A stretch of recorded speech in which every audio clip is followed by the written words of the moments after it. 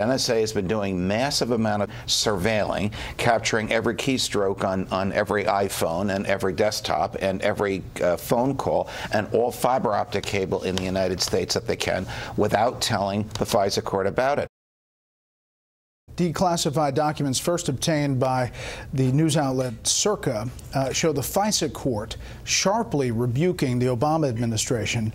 We've gone from something that at the beginning, when Susan Rice first defended herself. The allegation is that somehow Obama administration officials utilized intelligence for political purposes. That's absolutely false. Now, yes, we violated those rules, and they disclosed that just days before Trump was elected. The Obama administration was routinely violating the privacy protections of Americans, violating their Fourth Amendment rights, is stunning. This was also the kind of thing that they had previously been warned about, and they didn't fix it. They didn't change the oversight, and that is something that can't continue into this administration. This comes as there's a renewal of the ability to do this. We have this tremendous capacity to scoop up the data and to analyze it. The problem is the power it gives the people who scoop it up and the oversight. Realize this is not just a few people. You think it's only people that are calling a foreign leader or a foreign person that are being picked up?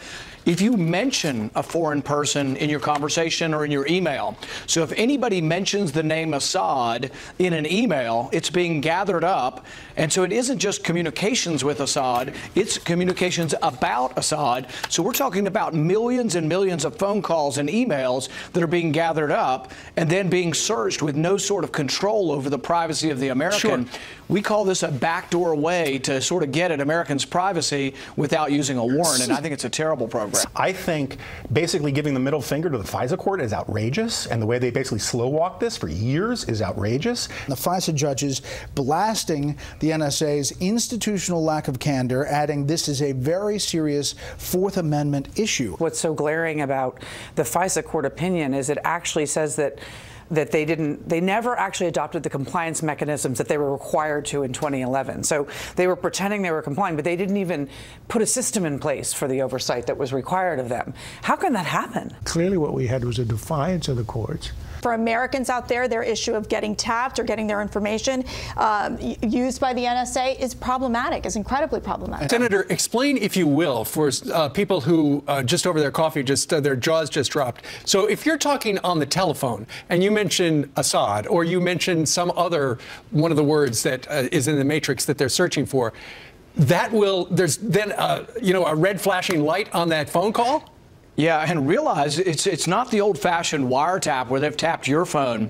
There's a huge cable going transatlantic, or there's a way station where they're being transmitted by satellite. Everything's being sucked up. So if you can imagine millions of things going through the internet across the sea or across the continent to another continent, millions and millions of internet transmissions all being soaked up based on a keyword. So Americans get caught up in that, and I would say 99.9% of Americans are innocent.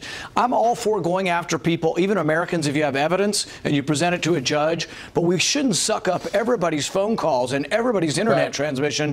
And the danger is, and one of the accusations of Susan Rice and others, is that they were looking at this information politically, searching opponents and going after people in the Trump transition to try to bring them down. And maybe even you. So when you were a candidate. It's hard to believe, but if they had to unmask Senator Paul's name in order to understand a conversation he was having with a foreign agent, and the foreign agent was harmful to the United States, they can do that. That's not what he's talking about. They're talking about unmasking him when he's having a conversation with his campaign manager when he's running in the Republican primary. The sad thing is that they expected Hillary Clinton to win the election, and we would never know this. We would never be told this. Hillary Clinton, when her husband won election, she appointed her best friend to head up the IRS, Margaret Milner Richardson, and they went after the Clintons' enemies. Just imagine what would have happened in America if Donald Trump had not won. One of the things that came out was that the CIA was responsible for most of the violations. Well, that happened also in the 70s when it came out that the CIA was spying on Americans. We had Church Commission hearings to make sure that we were protecting the rights of Americans, and that does need to happen apart from the political story. Having said that, we did just come out of an administration that does appear to have been engaged in some type of political use of espionage, whether that was dealing with the negotiations on the Iran deal or something to do with the Trump administration. administration. And we do need to get to the bottom of that too. But these are two separate and important issues. The FISA court is harshly rebuking the Obama administration for essentially illegal searches on thousands of Americans. And there's not a lot of outrage about this. It's astounding that there's not a lot of outrage. It's astounding that you have covered it more than the networks combined. And I don't understand that. But I do understand that the FISA court has had an end run around it by NSA, that NSA has been doing massive amount of spying, surveilling, capturing every keystroke on every iPhone and every desktop and every phone call and all fiber optic cable in the United States that they can without telling the FISA court about it. And the vast majority of it, involving tens of millions of Americans, maybe even hundreds of millions of Americans, is a profound violation of the Fourth Amendment. Now, for the FISA court to rebuke NSA is almost a joke. There's no sting to the rebuke. There's no consequence to the government. And as horrific as this has been under Barack Obama, it started in 2005 under George W. Bush, and I'm sorry to tell you, it continues even up to the present moment under President Donald Trump. God bless John Solomon and Sarah Carter for digging into this, because we have an entire media complex that supposedly cares about democracy dying in darkness,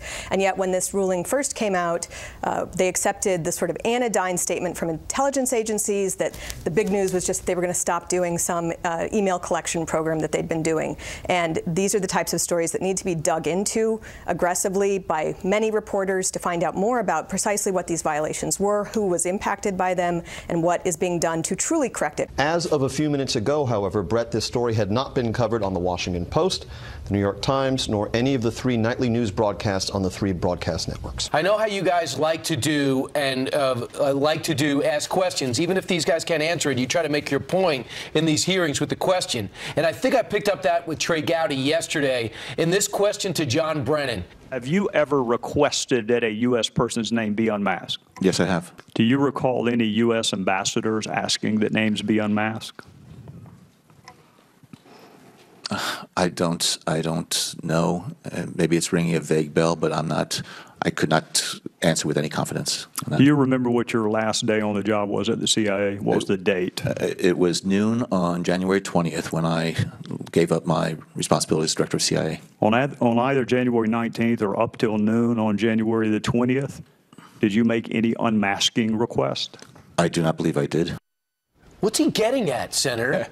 Well, see, I think the concern is, and I don't have enough information to tell you one way or another, but my assumption would be that they do know somebody was being unmasked in the last couple of days, and that there was this sort of frantic, commotion with the Obama administration trying to get at as many things as they could on the way out. If this becomes, if we can determine this to be true, this is an amazing abuse of power, and it dwarfs any of the other sort of made-up stuff that we're looking into now.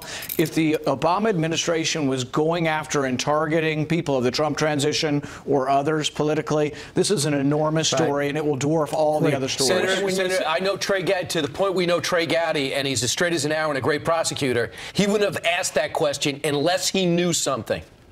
My guess is they know some ambassador was asking, and they wanted to know if it was Brennan doing the work for them. But see, there's going to be dozens of other people, and unfortunately, there may be hundreds of people. And what a lot of people don't realize is that most of the information comes in initially. If it's coming into the NSA or the FBI, it is already unmasked. It only gets masked when it's sent to other people. So there are hundreds and hundreds of people. So, for example, who unmasked Flynn? Maybe it was before it even got masked. Maybe it was, and that was a domestic conversation. So probably that was the FBI listening.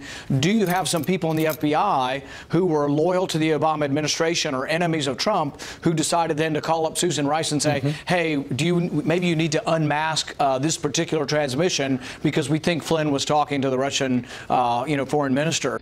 You know, hundreds of years ago, Cardinal Richelieu made this extraordinary statement. He was a great prosecutor. He said, give me 9 lines written by any man, and I can have him hung as a criminal. And if the government targets you and it collects all this data, it can find something, and it can hurt you. So what we need to protect ourselves is from a government that uses its intelligence for political purposes. I agree. Let's go after the terrorists journalists don't hold anything back.